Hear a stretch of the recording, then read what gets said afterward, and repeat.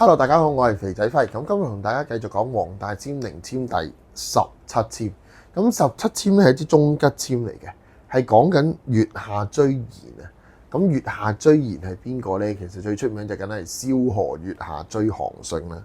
咁4句簽文就咁講嘅：秋水兼下白露凝，盈庭月色浸皆清。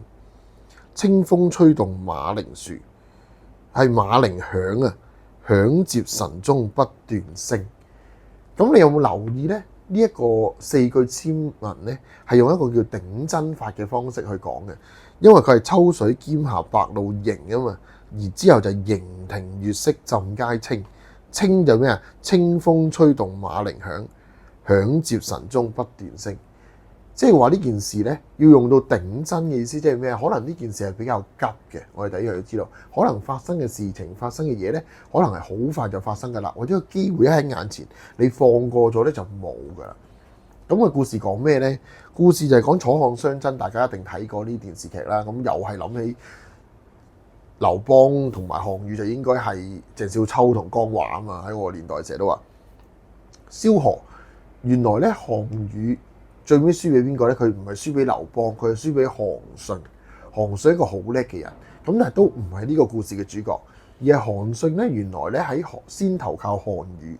項羽嘅時候，因為項羽即係欣賞一啲孔武有力、好叻嘅人，但係韓信就唔係啦。韓信係軍事奇才，但係唔係一個好大力嘅人，可能佢打壞書生啦，你當佢係。咁佢唔係呢方面，但係佢好有才能。咁佢就離開咗項羽，就去投靠劉邦。咁劉邦開頭咧，因為韓信咧係有張良嘅國書啊，即係我哋而家叫做推薦信。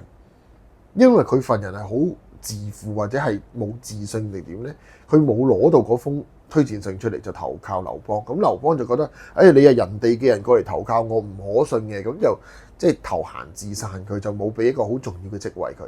咁韓信就心高氣傲，就受唔得呢啲，咁就心灰意冷咧，咁就離開啦。咁蕭何一知道呢件事之後咧，都趕唔切啦，就係頭先講趕唔切啦，就即刻月下追韓信，即係好急好急，一定要去追韓信。然之後同佢曉義大義一路講，終於講服韓信翻到劉邦度。然之後蕭何證明張良嘅國書，咁合後我哋知道3個名將咧，就係張良、蕭何、韓信3個就成就漢室大業，幫劉邦做到皇帝啊嘛。咁所以呢個係好重要嘅一個故事。咁最尾我哋當然知道韓信就打仗一路贏，跟住最尾就4面楚歌，就逼到項羽就烏江自刎啦，咁就得到漢室嘅天下。咁呢個故事講咩呢？故事講我哋咧要重視咩啊？佢講緊係